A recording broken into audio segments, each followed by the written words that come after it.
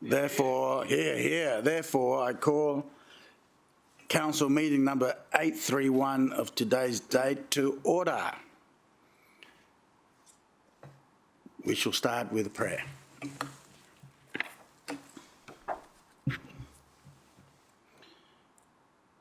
Heavenly Father, grant that we who would seek to serve you may have the wisdom of your Spirit, the guiding of your hand, and the grace to serve together for the prosperity of our city that we love so much, Lord, through Jesus Christ, our Lord. Amen. Amen. Upstanding for National Anthem.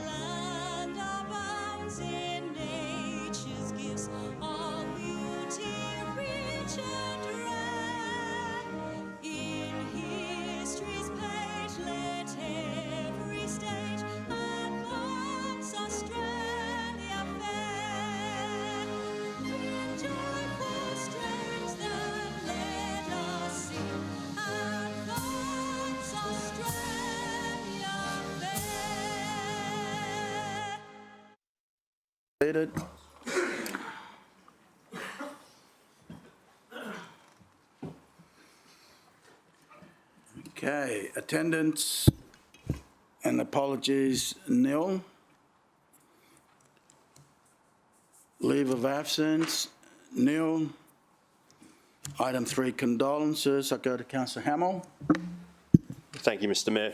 Could I move a motion of condolence and simply be passed on to the family of Mr. Peter Rothkugel? Seconder, Councillor Owen Jones. Mr. Mayor, I rise today to speak about Mr. Peter Rothkugel, late of Yatala. Peter was born in Nairobi, Kenya on the 16th of September 1951, where he completed his schooling. Being an adventurer, Peter left Kenya for Cape Town in 1969, but soon found himself in Zimbabwe and later in Nambia, where he met his wife, Anita. Anita and Peter were married in September 1980, and Peter became a dad in 1987 when Richard was born, followed by Daniela in 1990. In 2000, Anita and Peter immigrated to Australia, initially living in Sydney, before settling in Yatala in 2001. This lovely block of land and the house they built together as a family quickly became his main pride and joy. Peter made many connections in the community and contributed extensively to the way of life in the north. He was a volunteer firefighter, an active member of his local neighbourhood watch, and was extensively involved in local and citywide land for wildlife projects. Peter was a fine example of an immigrant to this country who truly made Australia and the Gold Coast his home and gave so much back to the community who embraced him. Rest in peace, Peter. Councillors, I'll put the motion to you. All in favour, show of hands. Against, motion carried. Could you please add Councillor Donna Gates, Councillor Vorster to the list for condolence?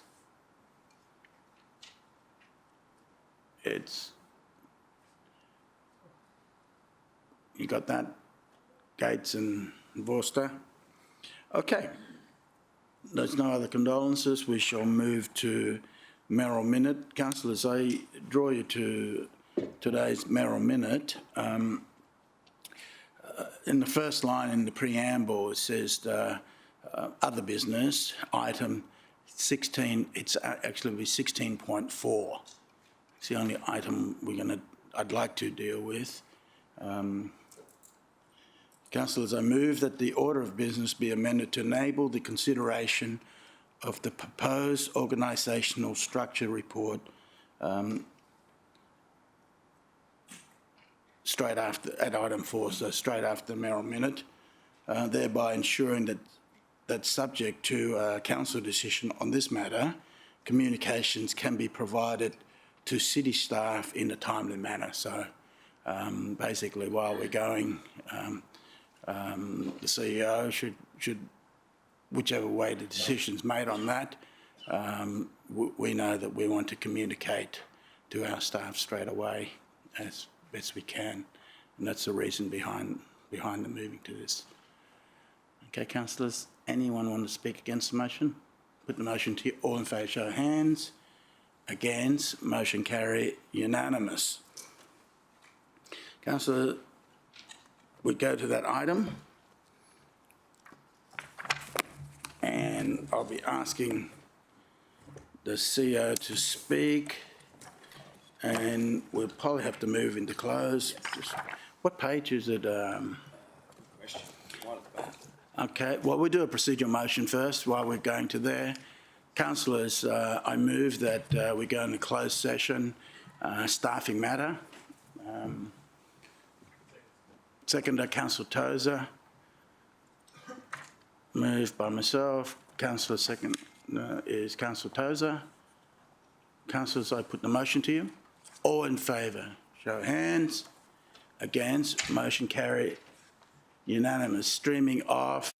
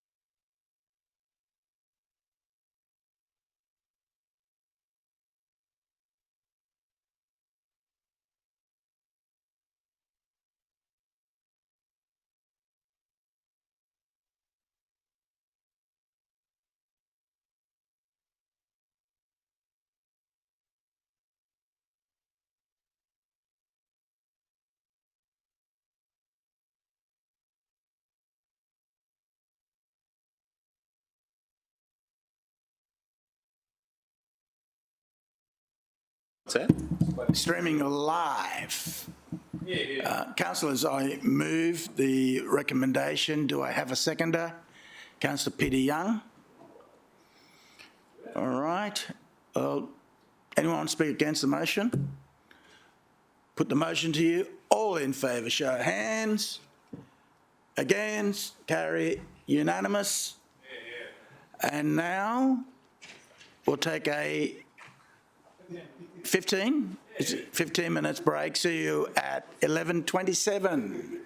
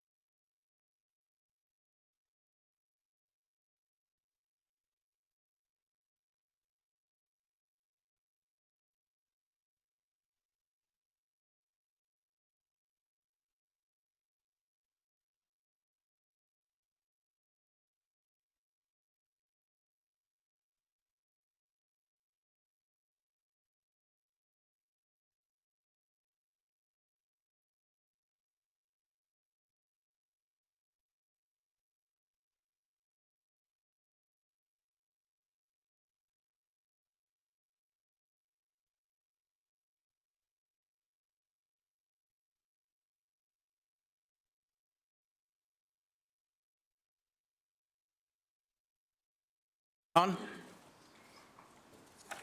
Right. Okay, councillor, we've done that with item 4. Item 5, confirmation of minutes. Any corrections, anyone? Someone like to move for adoption? Move, councillor Tozer. Seconder, councillor Pauline Young. Anyone want to speak on it? Put the motion to you. All in favour, show of hands. Against, motion carried. Item 6, Mayor's Report.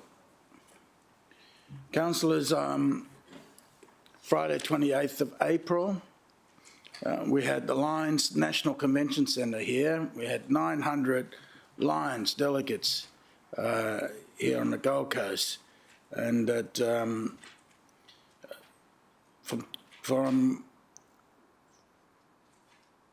for over 75 years, they've helped lives in the millions through challenges, and was quite honoured to be there. They asked the question that would I like to be a lion, and I said okay. I didn't realise it was so. I meant one day, and so I was inducted on the spot. So I was the newest member on that day, and I'm honoured to put myself for further service.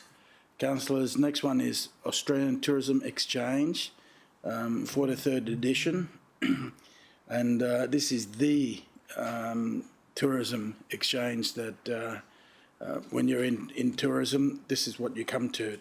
2,500 delegates from 30 countries to the Gold Coast, and they get presentation about destination Gold Coast, and not just that, but throughout Australia. And the event itself generated $9 million into our local economy.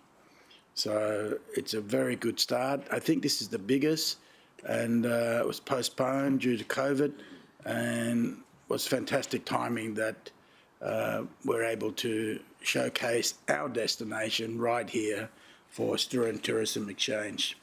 Mayoral Safest Suburbs, joined by Councillor Gates and Councillor Patterson, and we acknowledged there was a Domestic and Family Violence Prevention Month. Had a briefing from Queensland Health, also Queensland Police, and that all that information was very, very good update for us all. Screen Forever conference, Councillor Castro was in attendance, and Screen Forever is really Australia's premier screen industry, organised by a screen producer in Australia. So the mover and shaker in Australian film industry, and 1,000+ delegates, and 140 speakers, 40 sessions, and it's happening right here on the Gold Coast.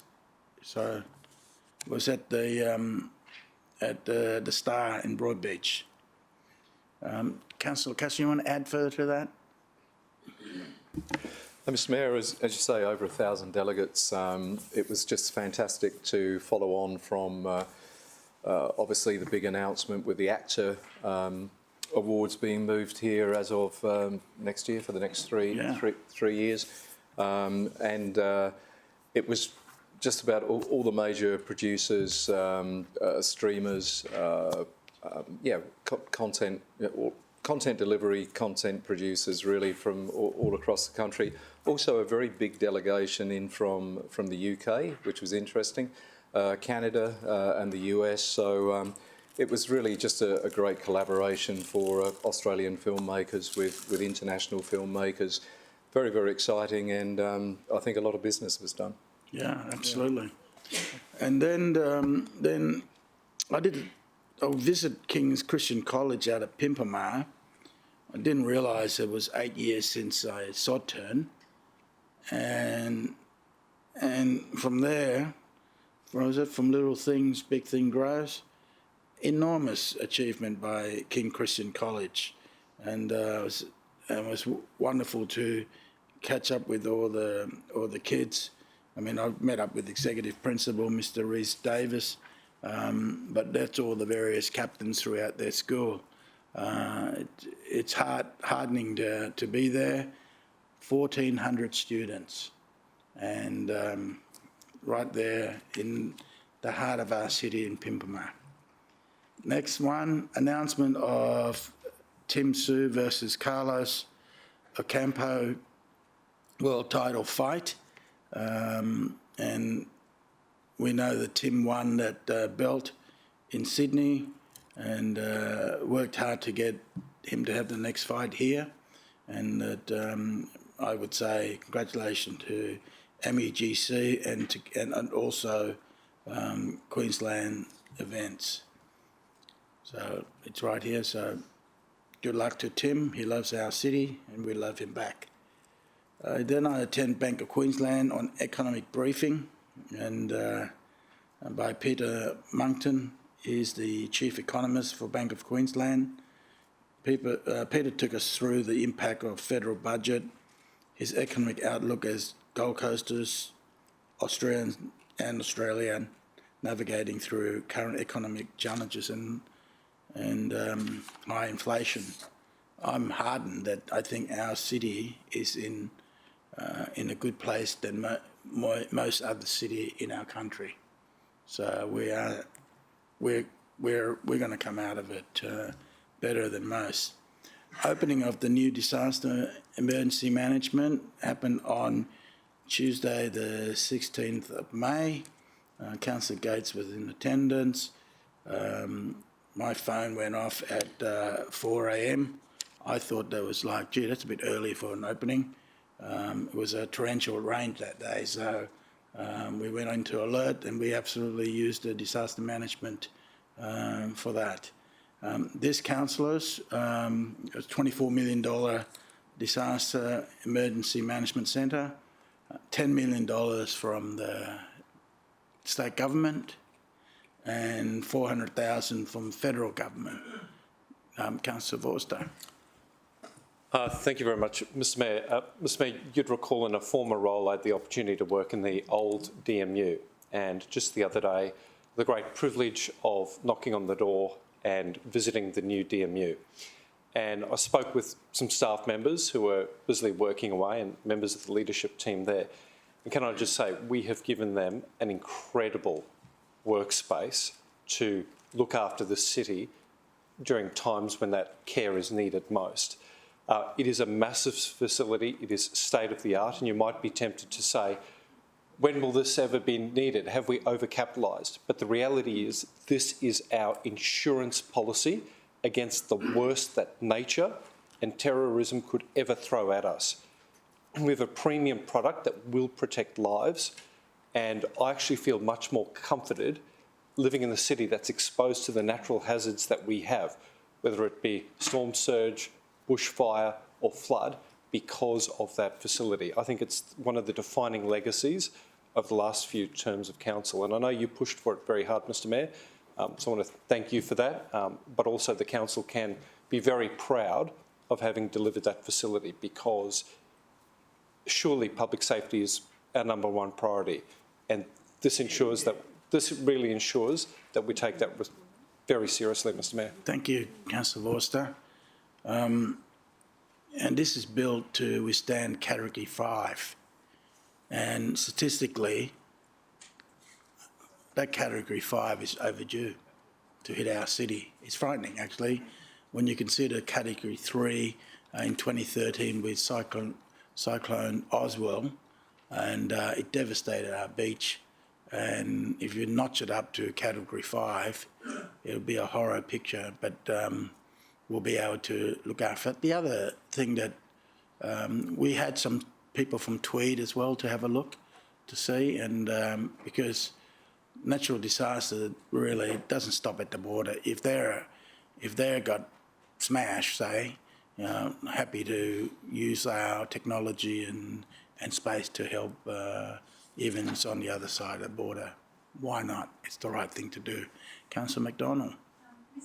Mayor, I was just wondering if all the councillors could be issued with an invitation to go and have a look at the new facility. Okay, we'll do that. And after the budget. How about we do that after the budget? Okay. And, okay, and might even do it when there's an exercise on so you can see what's happening there. I'll pass it on to Director Elton Twine to help me organise that. National Volunteer Week, thank you celebration. And Councillor Bale Lumsden was in attendance. The city hosts an annual thank you at the Hodder Gallery. I think there's other councillors there. I'm sorry if I didn't see or noted in there. Was anyone else there? No? Okay. So the idea is that that for these people who absolutely just volunteers and help out, give an example, Cycling Without Age, Gold Coast, who enrich the lives of seniors and people with a disability by taking them out for bike rides in a specially built Trisaur bikes. And they won the Volunteering Queensland Impact Award, and they were there that night, and we celebrate by a cup of tea and biscuits and scones and show them to go in there and see the Pop Master.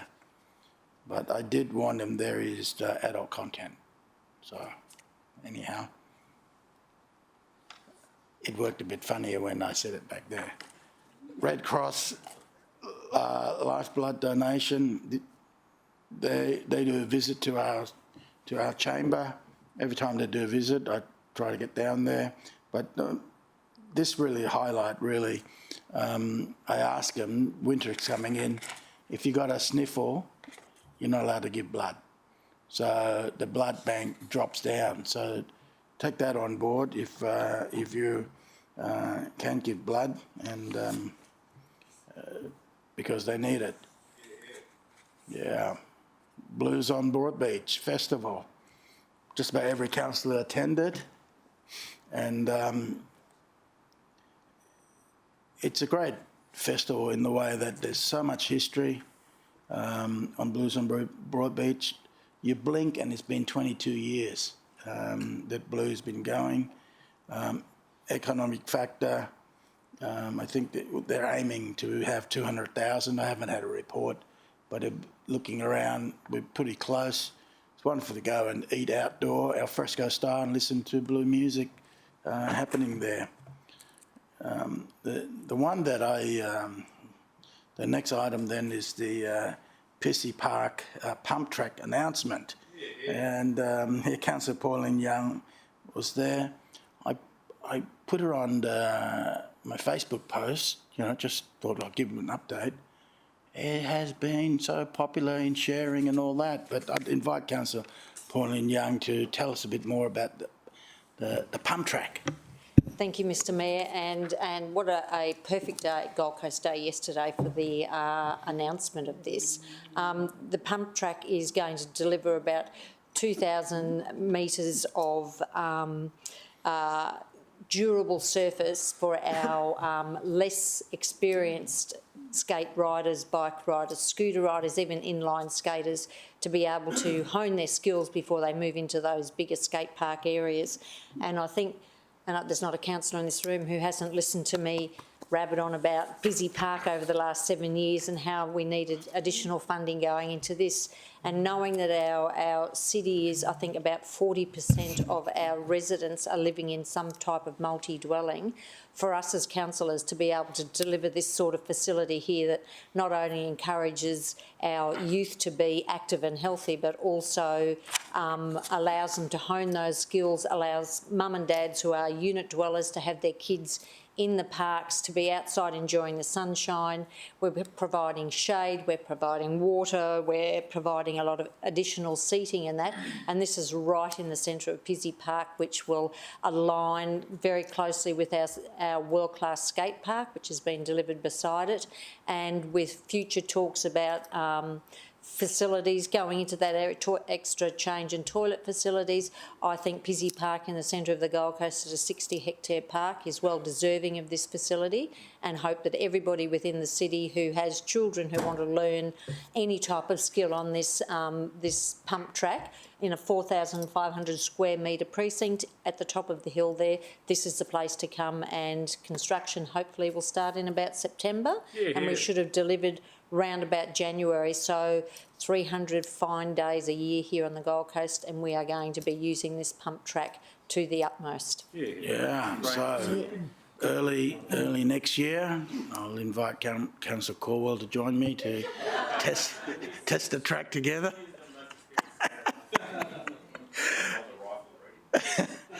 Councillors, I move that the Mayor's report be welcome and noted.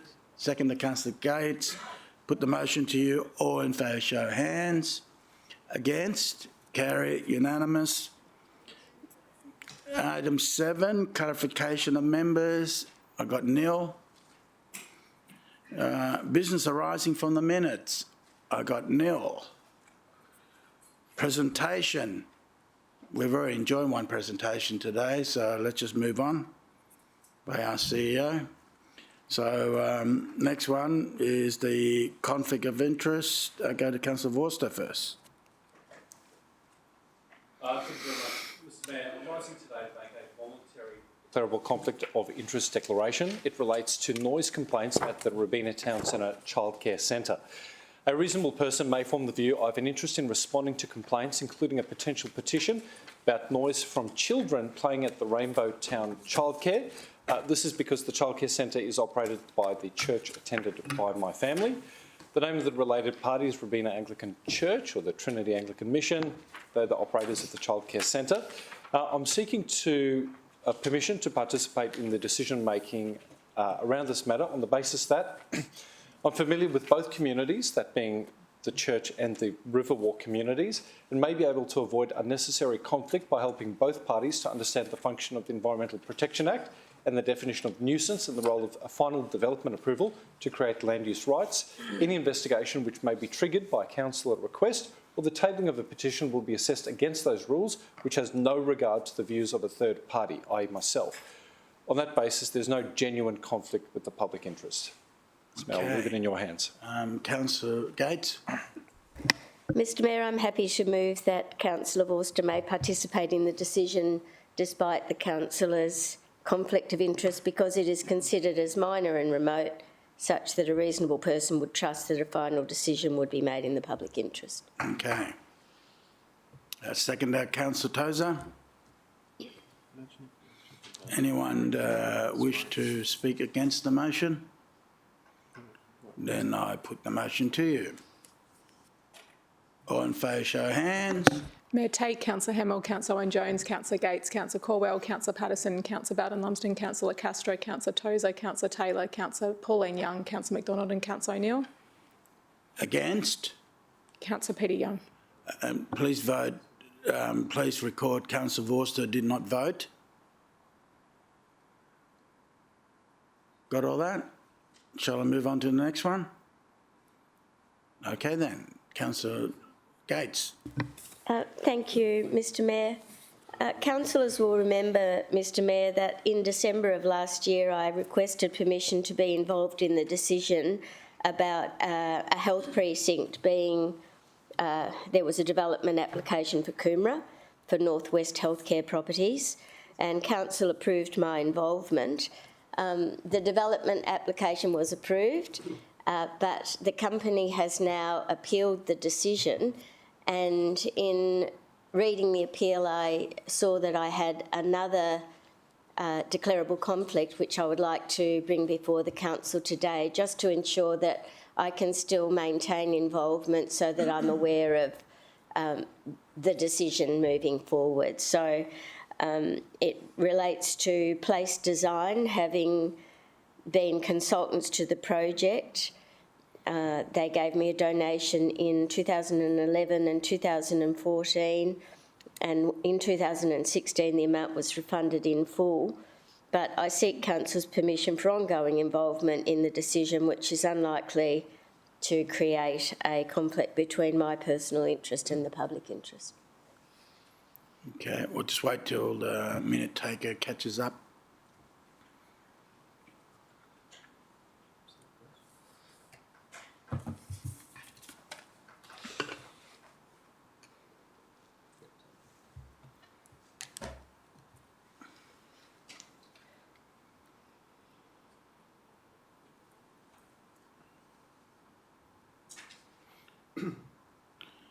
Okay, can you put in, oh yeah, keep going.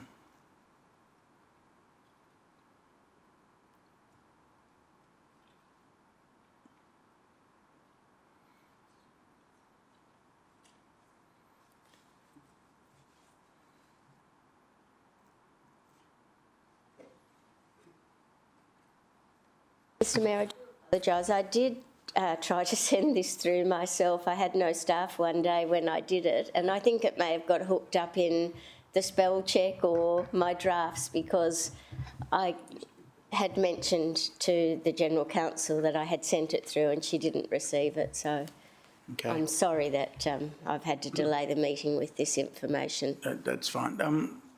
In the procedural motion, did you send what it was last time so we can use the same as a template?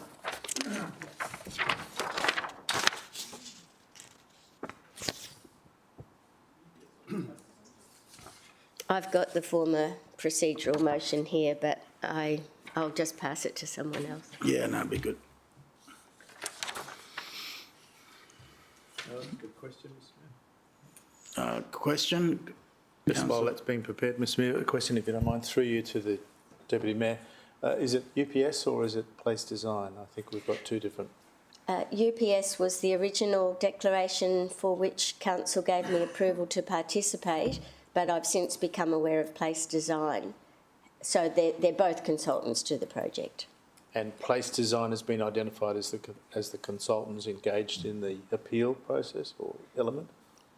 Both are involved. I had not previously been aware of Place Design. Thanks, Mr Mayor. Thanks.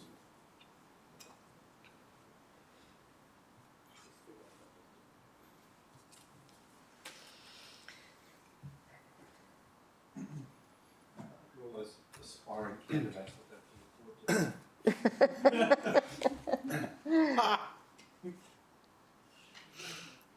You won't have to do this in the state parliament, though, mate. No, I wouldn't. That's a bit presumptuous.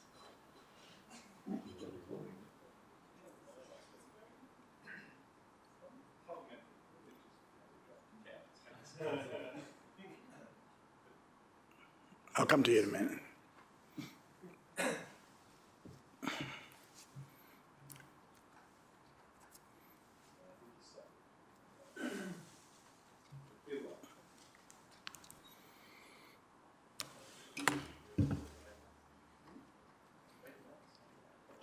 Wake me up when September ends.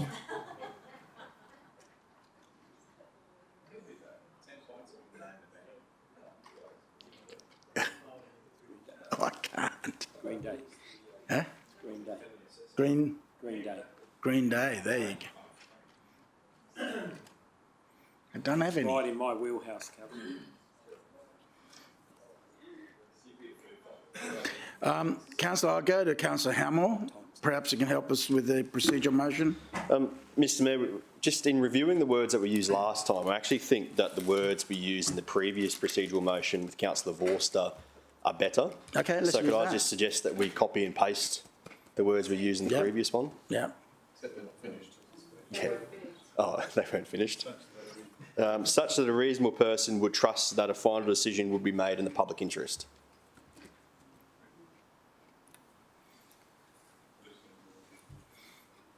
Final decision.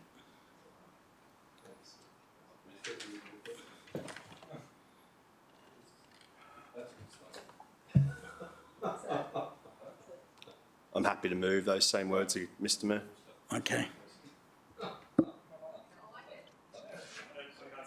Second to Councillor Owen Jones. Anyone speak against the motion? Put the motion to you. All in favour, show of hands. Mayor Tate, Councillor Hamill, Councillor Owen-Jones, Councillor Caldwell, Councillor Peter Young, Councillor Patterson, Councillor Baden-Lumsden, Councillor Castro, Councillor Tozer, Councillor Taylor, Councillor Vorster, Councillor Pauline Young, Councillor McDonald and Councillor O'Neill. Against? Motion carried. Please note Councillor Gates did not vote. Right, item 10's done. We move to item 11.1. Councillors, I move that the report for the Special Budget and Finance Committee meeting held on Monday, 8th of May 2023, covered by recommendations 1 to 7 be received. Seconder, Councillor Owen-Jones. I put the motion to you. All in favour, show of hands. Against? Motion carried. Councillor, any items you want to deal separately? I move that remaining all recommendations of the Special Budget and Finance Committee be adopted. Councillor Owen-Jones seconded. Put the motion to you. All in favour, show of hands. Conflict. Against? Carry unanimous. We move to 11.2. Councillors, I move that the report of the Special Budget and Finance Committee meeting held on Monday, 15th of May 2023, covered by recommendations 1 to 8 be received. Seconder, Councillor Owen-Jones. Put the motion to you. All in favour, show of hands. Against? Motion carried. Which way did you vote, Councillor Vorster? For the 15th, sorry, Mr Mayor, the affirmative, I kind of got switched around with the agenda on the 8th and the 15th. So my apologies. So happy That's to be okay. recorded. So it's a yes? For the 15th, yes. Yeah, yes, it's yes. Yes? Yeah.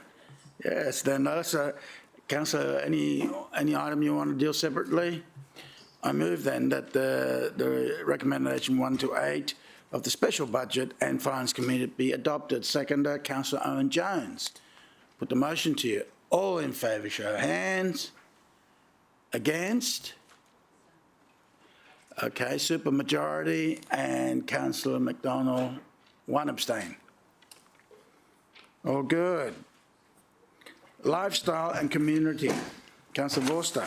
Thank you very much, Mr Mayor. I move that the report of the Lifestyle and Community Committee meeting held on Tuesday the 9th of May 2023, covered by recommendations 1 through 7 be received. Thank you. Okay, and we go to Councillor Baden-Lumsden to second that. Put the motion to you.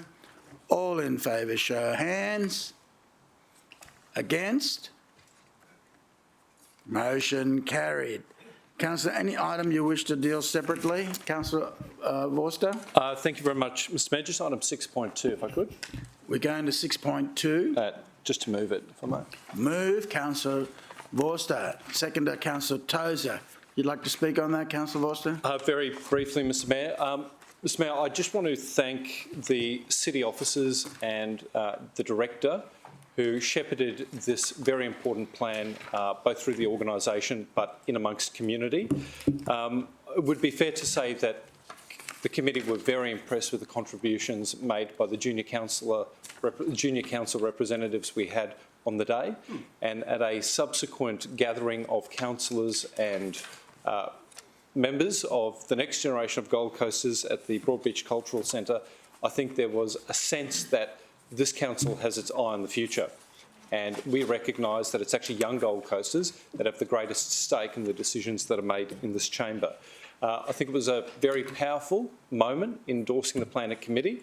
It will be a powerful moment today should council see fit to endorse that recommendation, but it didn't happen by accident. It happened through genuine stakeholder consultation and an attitude and disposition from city officers to make sure that we get it right. I want to thank the Director, Director Twine. I want to thank the Safe and Livable team, but also call out the work of Brooke Denholder, who I know for her this has been an absolute labour of love, and it's something that she and together with her whole team can be very proud of, Mr Mayor. Thank you.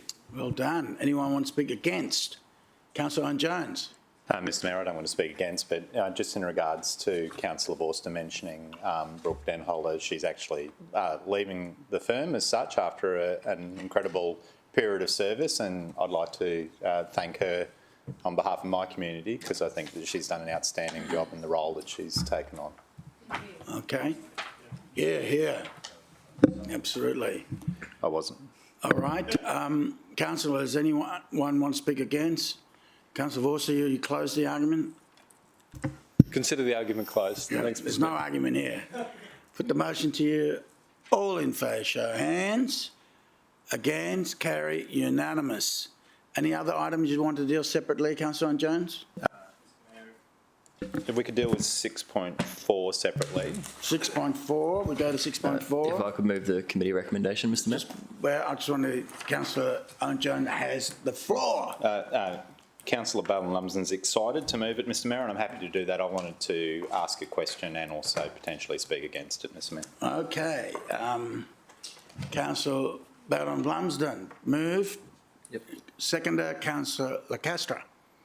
Right, so question. Thank you, Mr Mayor. I did attend the committee meeting but had to leave because we called a timeout to do some press in regards to the Gold Coast Youth Program. So the question I had was just in regards to any correspondence the city may have received from the Gold Coast Waterways Authority in regards to the reclamation or the proposed reclamation program.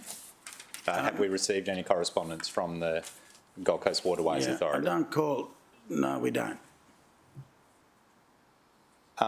So, Mr Mayor, I briefly saw the CEO of the Gold Coast Waterways Authority at a Chamber of Commerce meeting, which I think was the day after, and he had suggested to me in passing that the Gold Coast Waterways Authority had written to the city suggesting that they weren't in support of reclamation. So that is of some surprise that we haven't received anything because it's a fairly significant project which would involve the state agency in regards to supporting it. So I won't be supporting the motion, and I'm happy to speak against it after it's been moved. Yeah, they've got a standing policy that further recommendation that further reclaiming of land that they're not in favour of it. So I did try to articulate that through an email throughout, so that the community is aware that first stop, really, we should talk to Gold Coast Waterway Authority, but we'll listen to the debate today. My question is then, why there's by so much investigation the amount of money, perhaps a smaller amount to do the visionary idea and then take it to Gold Coast Waterway Authority and ask the question. That might be a better way, but I won't preempt the speaker on it. So let's hear, unless we've got other questions. Question, Councillor Gates? It wasn't a question, just an information for the council, Mr Mayor, that at the committee meeting I specifically asked the question about support from Gold Coast Waterways Authority because I was not initially supportive of the motion that we were, or the recommendation, and officers advised at that committee meeting that we had in principle support from Waterways, which astounded me because my meeting with the Waterways Authority indicated no such support would exist. And so I had presented the details of the policy at the committee meeting, which outlined that only in circumstances where there's simply no other viable proposition would they even entertain it. Yeah. So I don't want to see us waste our $100,000. Councillor Gates, that was a fair question, but at officer levels they may have understanding or whatever, but being on at the board level is really where the decision will be made, specifically on this project. And under the legislation, without declaring it, You all know that under Queensland legislation, I am a director of Gold Coast Waterway Authority, and my alternate director is Mr. Luke Wallace, and we alternate attending the board, but he attends a lot more than I do. Don't kind of alternate that often. Councillor Vorster. Thank you very much, Mr Mayor. A genuine question. I'll refer everyone here to part 1 of the resolution, which reads that further environmental, engineering and planning investigations be conducted along the Labrador foreshore to develop the options outlined in this report. My question is, does support for this committee recommendation bind us to a reclamation outcome, or is the effect of this resolution to contemplate options which may not require reclamation, but the delivery of a boardwalk, for example? For example. Through you, Mr Mayor, it is the latter. Oh, okay. Okay. Right, so any other questions before we get into debate mode? Councillor Barron-Lumsden, I'm presuming that you're going to speak for the motion? Yes, Mr. I'd like to. I was actually intending to answer Councillor Vorster's question at first. The wording of point 1 doesn't wed us to a reclamation option. All the concern and angst so far has been around reclamation. The motion says to further investigate all options available for the Labrador foreshore. As page 87 in the committee agenda shows, it's severely out of date. It doesn't meet any kind of modern service standards. If I was to ask the question, it would be actually where do liabilities sit when accidents occur in this space if we continue to do nothing?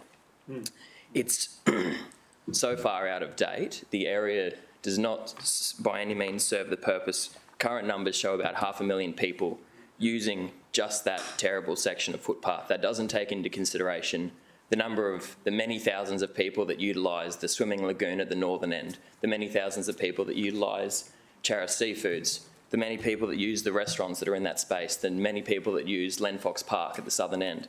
Those numbers, that 500,000 people a year, is simply just the people that use that 1.5 metre wide section of footpath that has telegraph poles, bins, electrical boxes all through it.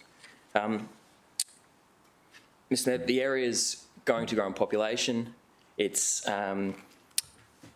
already not meeting service standards. We're going through this city plan amendment process that's called Labrador and the 2 adjacent suburbs, Bigger Waters and Southport, targeted growth areas. We are targeting these areas for growth. We know there's going to be more population in that area. The demand is only going to increase. We can't just continue to do nothing. This money is to combine all the thoughts and ideas we need to see in this space. Again, to bring in efficiencies. We want to have a plan so that we know what we're doing. We can't just keep piecemeal adding a little pier here and another park bench there. We do need a vision for this space moving forward so that we actually can address all the shortfalls it currently has and hopefully have some transformational outcome where it will actually serve many decades into the future, as this Parkway did. It served for some time. It doesn't serve the need anymore. The area feels neglected. When we've gone through consultation, the support for the project when we first launched it, saying we want to hear your thoughts, what do you want to see in this area? The feedback was just something needs to be done. Then when we progressed through committee support, local area funds, directorate funds to commence the concept planning, the support was so clear for, yes, we need this wider footpath, yes, we need more park space, yes, we need all this additional community and lifestyle infrastructure. So, Mr. Mayor, I'm obviously completely in support of this. I would love to just start delivering the outcomes people want to see straight away, but we just aren't at that point. That's why this motion today is looking to get some additional funds to investigate the options available so that hopefully we can progress with delivering for residents that live in Labrador, Bigger Waters, Southport, and the many, many thousands of visitors that come from elsewhere in the city to use this beautiful part of the Broadwater. So, just on the question there are community projects that has been born throughout the city, and from my recollection, a lot of them were utilised to do the investigation or the vision part of it was LAW area works. So my question to you is that why isn't there perhaps an AW content in there? Why is it whole of city? Because So, Mr. Mayor, this was partially funded through local area works. I think there was about 50,000 from local area works. I think there was the same amount from the Transport Infrastructure Directorate, because the active transport and pedestrian options are needing that additional embellishment, and there was a contribution from the Lifestyle and Community Directorate as well to address the shortfall in public open space. So there was a combination between two city directorates and the local area funds to make sure that it could actually progress in a substantial way, and we can get to a point where we are now to progress. Yes. all right. So what? Well, I'll wait and see what happens there as far as the various options concerned. I would have thought that with very minimal work, you'll be able to knock off and focus down to the viable option. Let me put it this way. If Gold Coast Waterway Authority says no, well, we don't want to spend a further cent further on that option. That's my point. Yes. Mr. Mayor, as many councillors did, I've met with one-on-one with the CEO of Waterways Authority, and there's also been meetings between myself, your Chief of Staff, city officers, with several members of the Waterways Authority. We've floated the options, and one of those raised was reclamation. At no point in any of these meetings has there been a definitive, no, this isn't possible. They've kind of said, show us, do the work and show us. This is looking to do the work. And as the motion says, this isn't just about reclamation. I think the report says up to 1.6 hectare, I think it is. That's if you went 20 metres by 800 metres, which is half of the entire Labrador foreshore. I don't think there's any intent to reclaim anything to that effect. That's not been raised by any of the city officers in any, or the consultants we engaged with. I think that was purely just the mathematical number there. There's no intent for that. What's desired, Mr. Mayor, is an Oceanway standard footpath along the Labrador foreshore, as is provided at pretty much every other coastal section of the Gold Coast.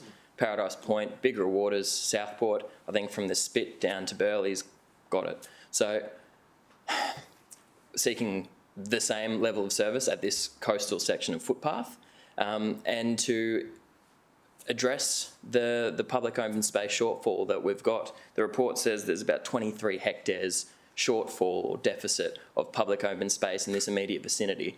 Now, targeted growth areas, we're not going to be able to acquire 23 hectares of public open space in that area. It's just not going to be possible unless we're going to spend however many hundreds of millions to do that. I'm sure we don't want to do that. So what we're trying to do is come up with a master plan for that space where we have a strategic vision that's going to maximise the open space we have, see where we can get extra pockets of, and we can actually address the safety and pedestrian standards along that Labrador foreshore. When we've had the conversations with Waterways Authority, as I said, they said, do the work and show us. They've also given us a suite of things where they'd like to see. I don't have the list on me, but I know some of the things they'd like to see as well. If you could fit more spaces or improve the usability for recreational users of the Broadwater, if there's more jetties, pontoons, if there could be more boat trailer parking, those kind of things. I'm sure there's a lot more in the list that they've provided, but all these things need to be looked at, and we can't continue investigating without this to progress today. But you know, some of those things on their list, they should be paying for it, right? Not us. Yeah. So we'll have a look at those lists. All those outcomes, though, Mr. Mayor, do benefit Gold Coasters, and as I said, this area has not received attention for a long time, despite the fact that it's just been constantly growing in population, and we've actually labelled it a targeted growth area for more people to move to. We can't continue to just not embellish with lifestyle infrastructure when it's just going to see more and more people living there and hoping to use that space. Councillor Peter Young. Thanks, Mr. Mayor. I just wanted to clarify an issue about future funding, if I can. The report tells us that there are funds going to be streaming through Local Government Infrastructure Plan version 2. So that would be for any construction activities, whether it's a boardwalk or a reclamation or so forth. Could those funds be utilised for this further investigation process? No, I At think this point in building, time? no, it's for construction. Thank you. Councillor Patterson. Thank you, Mr Mayor. Through you to Councillor Bowden-Lumsden, I'm supportive of the idea of us finding out about this and all the options, but I wondered if he'd consider adding in point 2 that the following these investigations, a report be brought back to council that presents option, cost, funding strategy, feedback from Gold Coast Waterways Authority and next steps. Because otherwise, if a report is brought back to us without that, it would be very difficult for us to do anything other than note the report. I tend to agree. But anyway, I'd leave it to Councillor Bowden-Lumsden. What's your thought on that? Mr Mayor, I feel like there's more agencies than just the Gold Coast Waterways Authority, and for us to get to a preferred option, we would have needed to engage with all the relevant stakeholders and got that feedback. Obviously, if we've received feedback from Waterways Authority that you've shown us this, we don't support reclamation, reclamation wouldn't form part of the preferred option. If it was to form part of the preferred option, I'd lose a lot of faith in our council officers. I'm sure if they knew this wasn't a viable option, they wouldn't label something the preferred option. So I don't think there's actually any need for that wording, because that engagement with those kind of stakeholders beyond just Waterways Authority. So take it off? Yeah. Okay, take it off. No. Councillor Patterson. Thank you, Mr Mayor. Well, then I would like to propose a foreshadowed motion with that added. The amended motion. Amended motion, sorry. Oh, Yeah, you may can move I? the amendment, yeah. Okay, well, I'd like to move that amendment. Do I have a seconder for that? Councillor Owen Jones. Okay. So, Councillor Patterson, can you speak to your amendment? Thank you, Mr Mayor. This is a very important area for many people, not only in that local community, but for the whole of the Gold Coast. It is definitely in need, and we are looking at 3 options, not just one. One would consider reclamation, but for a report to come back to council that does not consider what the Gold Coast Waterways Authority thinks when we're engaging in such an important, precious area for them, it would mean that we're really in a position to not make a proper decision at that next meeting. So this, by adding that wording so that we can include Gold Coast Waterways in that discussion, means that we can really make a real decision at the next committee meeting. Okay. Is that questions, is it? Question, yep. Okay, Councillor Tozer, then I'll come over to you. My question actually is through you, Mr Mayor, to Councillor Patterson, whether she think about changing the amendment or the wording of the amendment so it says feedback from stakeholders, including the Gold Coast Waterways Authority. Because it occurred to me that Councillor Bowden-Lumsden wasn't, saying he wasn't going to talk to the Gold Coast Waterways Authority. He was saying I didn't want to single out the Waterways Authority exclusively as one of the only stakeholders. I want to recommend everyone. So if it's possible, the amendment could be slightly changed to say feedback from stakeholders, including Gold Coast Waterways Authority. Maybe that would be a really good outcome that Councillor Bowden-Lumsden could even support. Yeah, Councillor Patterson? Yep, are we happy with that one? So, so you amended motion, we had a seconder. That was me, Mr Mayor. Yeah, I remember that. Just thought, Trying. just trying to move forward. We've got more questions. We've got more questions than answers. So, Councillor Pauline Young. Thank you, Mr Mayor. And through you, just a question to Councillor Bowden-Lumsden. So you indicated that there's about a 23 hectare shortfall there. So on the, I would imagine that on this active transport connection here, that it's going to connect people into areas because the city hasn't got the potential to provide another 23 hectares at this stage. So where would this feed into? Like if we improve the connectivity there for residents within your area to move around, would it is Broadwater Parkland a walking distance or is there other options in that area? Yep. Thank you, Mr Mayor. Maybe, Mr Mayor. This section of foreshore that's being looked at is 1.7 kilometre section from where basically Bigger Waters at the southern end finishes and Broadwater Parkland starts at the southern end. As page 87 of the report shows, the connection is poor. We have looked at the SA1 areas, there's 17 within 500 metres of this footpath. So there's a lot of people that live in that immediate area that don't have what is essentially a safe and usable footpath. So any mums with prams that live in Labrador can't walk along the Broadwater safely. People that have mobility aids, whether it's electronic or wheelie walkers, those kind of things, they can't use this footpath. The footpath's been in the news a few times recently for the number of electric scooters and skateboards that go zooming past. This stuff happens all around the city, and we hear it from Surfers Paradise to all around. Answer the question. Okay, thank you. Just to be clear, we're not. We'll be taking a vote.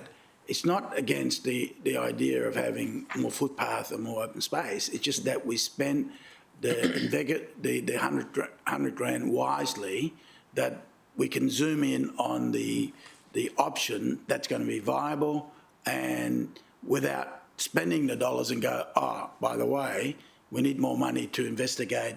We didn't reduce number of options, so we're going to investigate further. This motion will fast track it further when it comes to all the stakeholders to go tick, tick, tick, and then it's going for it. And that's it, Mr. Mayor. My concern just seems to be the concern of colleagues is around just the one wording of reclamation, and that Waterways won't support it. As I've said, we've engaged with a number of stakeholders, we've engaged with Waterways a number of times. We want to have an outcome that Waterways would look at and not go, oh, yeah, that's fine. We want Waterways to go, this is going to be great for the area. We want all the other stakeholders look and say, this is great for the area. Whether that has reclamation in a big section or no section, I don't mind. I just want the best outcome for Gold Coasters, Mr. Mayor. Okay. And the concern from colleagues about, oh, well, the you'll be speaking policy against the motion. You'll be speaking against the motion. But just want to clarify, Mr. Mayor, the policy that people have referenced about not reclaiming land says that except for community infrastructure is one purpose, and then several hundred metres to the south of where this area finishes, it says the city reclaimed 5 hectares only a few years ago. So obviously, if there's a deliverable, it can be. There's other reason for that, and that's a different project, and I understand why that was approved. Mm-hmm. So let's focus on getting the preliminary part of investigation going today. Councillor Forster, is that a question? It's a genuine question, Mr. Mayor. Okay. Happy days, happy days. Mr. Mayor, do we have the proposed amendment? I know it's foreshadowed. No, it's an amended motion. So, okay. I just want to get a sense of how genuinely workable the proposed amendment is, Mr. Mayor. Okay. And I suppose my question is around whether we've got a chicken and egg problem here. My sense of the report is that in order for us to get an answer from Gold Coast Waterways Authority as to whether reclamation can be supported, we need to carry out some very early investigation, which must include a comparison of all alternate options. So the policy, and it is a genuine question, the policy says that reclamation can be supported if there is no other viable option. So my understanding is what the report calls for is for that seed funding in order to provide advice as to all of the alternatives so that we are in a position to go to Gold Coast Waterways Authority, whether it's at an officer level or a board level, to get a ruling. And I wonder, and this is my question, if we take the approach outlined in the amendment, whether we're actually narrowing down the available options by not furnishing the Waterways Authority with all of the information that they might need to consider whether reclamation can and should be supported. So my worry, Mr. Mayor, my question is to you, or through you to the CEO or to the Director or to your alternate at the Gold Coast Waterways Authority, in the absence of carrying out the proposed investigation, will the Waterways Authority genuinely be able to rule as to whether reclamation can and should be supported? Or will they be looking for further information, which this report would otherwise provide, should we fund it? Okay. Let me go from a slightly different part. If we're intending to do this project, you want the best outcome for our community. That is, the more space, the better, right? Because with the data in front of us, we're short of space, and we want more space. The one, correct me if I'm wrong, Director, the one that gives you more space is the reclaiming option. As a general principle. As a general principle. So that's the, I won't term it the prefer option, but the option that gives more space for the community. So I would have thought then with this, this part of it, you shoot for the stars to go, well, this is be best for the community. Wouldn't take much effort to have that completed and talk to Gold Coast Waterway Authority. Now, if they come back and go, thumbs up, well, I would say to you, start focusing all your money into the detailed design of that option.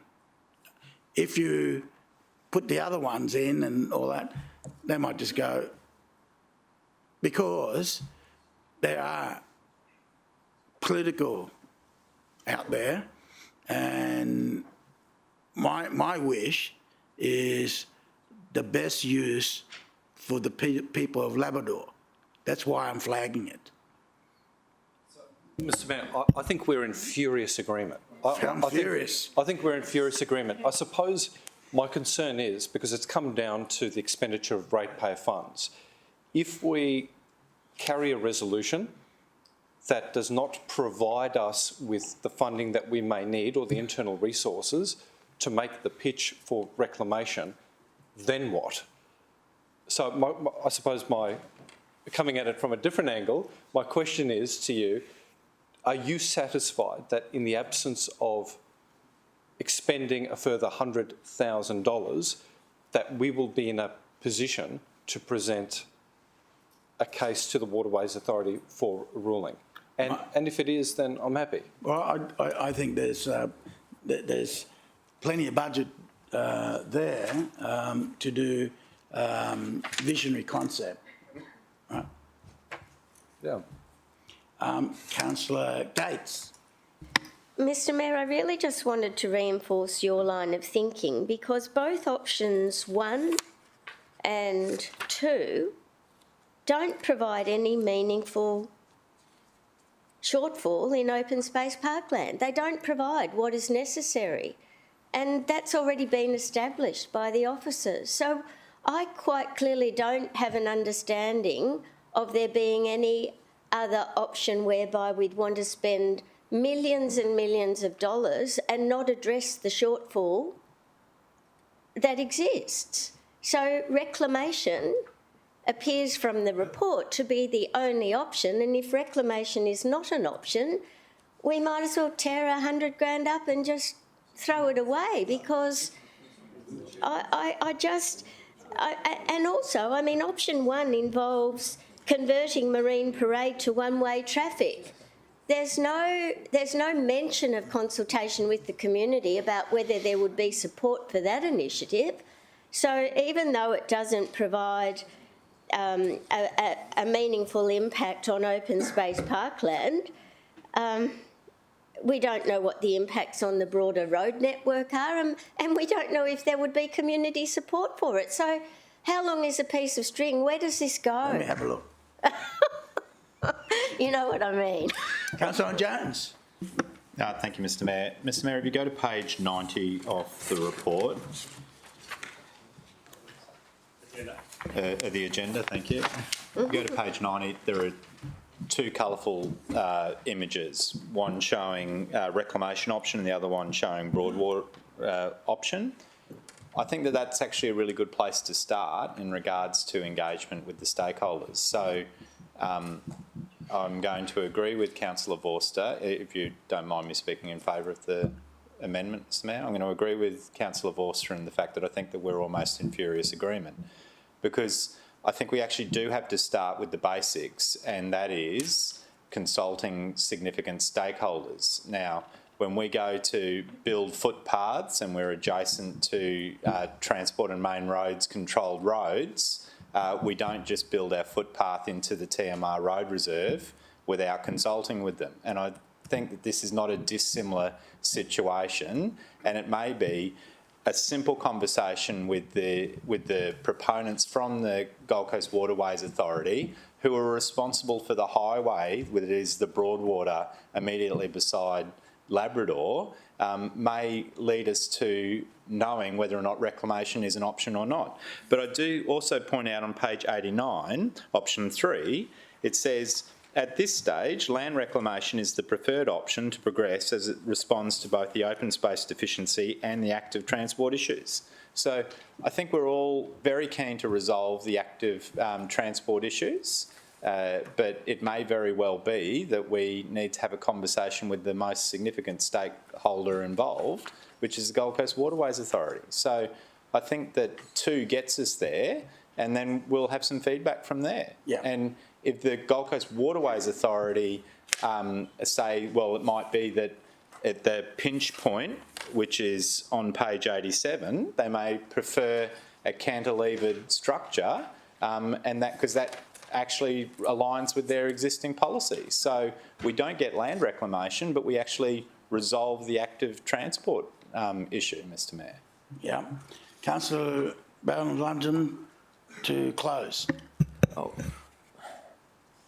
Mr Mayor, that actually just prompted more questions for me though. So, with Councillor Gates's points about the one-waying and boardwalking and that kind of thing about addressing public open space, if she was a board member on Waterways Authority, it sounds like she'd be in support of reclamation because there's no viable option from what she's outlined. However, we just want to investigate all options, see what is feasible, what's not. For Councillor Owen-Jones to suggest we need to show page 90 to the Waterways Authority, they've seen that. We've met with them, they've seen these renders, we've shown them, and at no point have they said, no, this can't happen, this won't happen. Level. So, I'm saying take it to the board level. I think, to my motion, add a point, send this to the board and get this on their agenda because... Absolutely. That's why if the amended motion and there needs to be, Mr Mayor, there still does need to be further investigations regardless. Councillor Owen-Jones said page 87 about this pinch point. That pinch point goes for about 800 metres. That's not one isolated incident in the 1.7 kilometre strip. So there needs to just be further investigations into all facets of this project before we can say here is the exact scope of how much or how little or if at all we're looking to do. You're an engineer, Mr Mayor, I'm not, but there's stormwater outlets in these points as well. I don't know what impacts that has in terms of whether at all it's actually feasible in those locations at all. So there just needs to be more investigations, Mr Mayor. There will be engagement with stakeholders. All those things will occur. So that's why I don't see why there's need for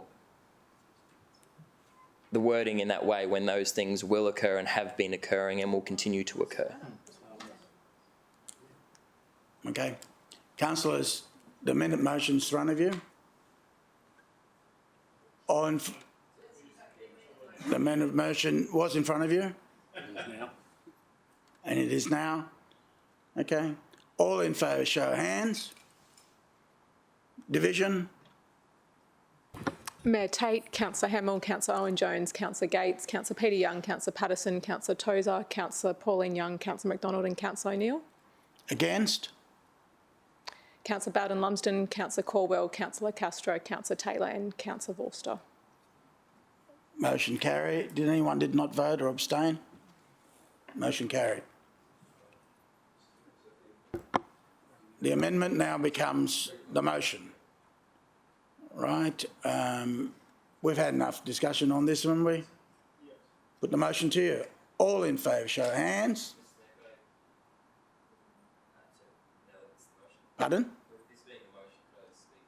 Mr Mayor? You're speaking to the motion? speak. No, this person who can speak to the motion is, who's the mover? Councillor Patterson, would you like to speak to the motion?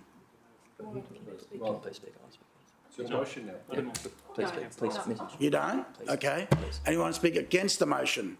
Councillor Lumsden. Okay. Mr Mayor, I just want to speak against the motion in the sense that there's concern around allocation of $100,000 to continue investigation for Labrador foreshore. As I said, the area is growing heaps. The city spends and investigates funds all around the city all the time. I've been to several project openings where there's been inclusions that I think would not have been in the best interests of wise ratepayer investment. Here, this is $100,000 for infrastructure that's been out of date for a long time. This investigation that's going to occur should have occurred long before my time in council. It should have probably occurred long before some other councillors' times in council. The area's been not fit for purpose, not serving purpose for the needs in the area for a long, long time. I'm hopeful that the motion that's been put forward will progress the planning and will achieve the outcomes we want to see for the area. But just want to highlight that it's troubling that there's reservations for $100,000 for a suburb that's got about 20,000 people that for infrastructure that services several suburbs in the area. Councillor Owen Jones. Thank you, Mr Mayor. If I could just speak to it. So, Mr Mayor, the city remains committed to a budget where we've allocated $100,000 and what we're doing here is actually calling for a report that will bring forward more information so that we can make decisions that are in the best interests of ratepayers. And likewise, later on today, in regards to the local government infrastructure plan, there is identified an amount of several $1 million, from memory, somewhere between $6 to $8 million in regards to this foreshore area. So I don't think it's necessarily the fact that the city is saying no to spending $100,000. I think we're wanting to make sure whenever the city spends $1, we spend it as wisely as possible. And if we can get those active travel outcomes, which don't involve the closure, the one-waying of one of those streets, that's great. If we can get reclamation through consultation with the significant stakeholders, that's great. But like, we really should be front-ending that conversation rather than doing a whole body of work only to be told no. So I think that we've landed in the right place, Mr Mayor. Okay. Anyone speak against? No more question. I'm sorry. Anyone speak against? Councillor Patterson to close. Thank you, Mr Mayor. Labrador foreshore is a treasured area for many in the city, not only those locals, and it is tired. It is time for it to have an update, for it to consider the active transport route that it is and the wonderful playground it is for local areas. The reason why we have added an element to the motion today is because time and time again, our community informs us they want us to engage with stakeholders at the beginning of our decision-making process, not at the end of our decision-making process. It is essential that we engage stakeholders at as early as possible when we're looking at pretty considerable changes for an area. So that's why this will deliver what Councillor Bowden Lumsden wants, which is a proper analysis of what's best for this area, and we do it with our stakeholders along the way. The debate's closed. Put the motion to you. All in favour, show of hands. Against? Carry. Unanimous. Any other items you want to deal separately? Otherwise, I'll go to Councillor Vorster. Thanks, Mr Mayor. I move that the remaining recommendations of the Lifestyle and Community Committee be adopted. Seconder, Councillor Bowden Lumsden. Put the motion to you. All in favour, show of hands. Against? Carry, unanimous. Councillors, I propose we have a lunch break. Otherwise, Councillor Gates will take the chair. We come back at 1 o'clock. No, it's too soon. 1:30. 1:30, good? Quarter past? Quarter past. Quarter past.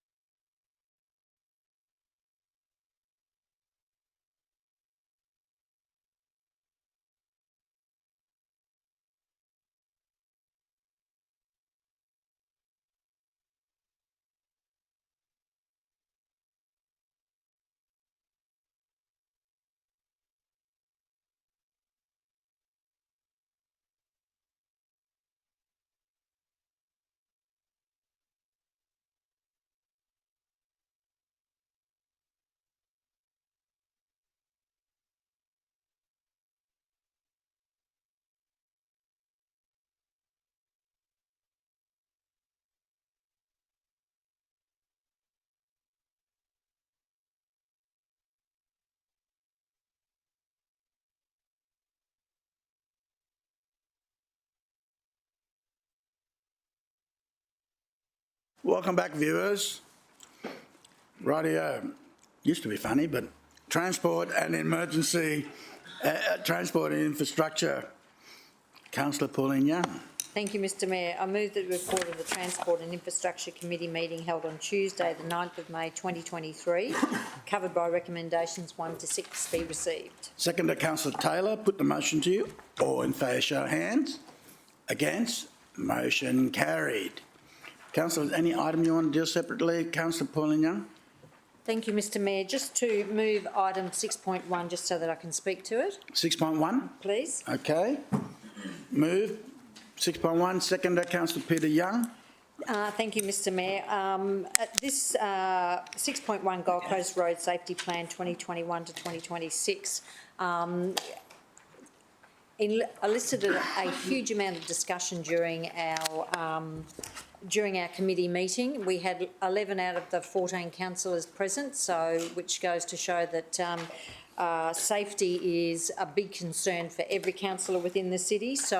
And those that weren't present provided some sort of input prior to the meeting. So it was just to mainly speak to that and say the report initiated different sorts of discussions. Every single councillor had quite a bit of input. The officers were able to respond well to questions there, taking some on notice for further information. But I just wanted to bring to the attention, I guess, to the viewers and officers, and that the fact that safety is the #1 priority for every councillor in every area. And yes, there's obviously some gaps in that put forward by each councillor, but to know that the officers have taken that on board, and we're going to look forward to a much safer and better safety network plan within the city.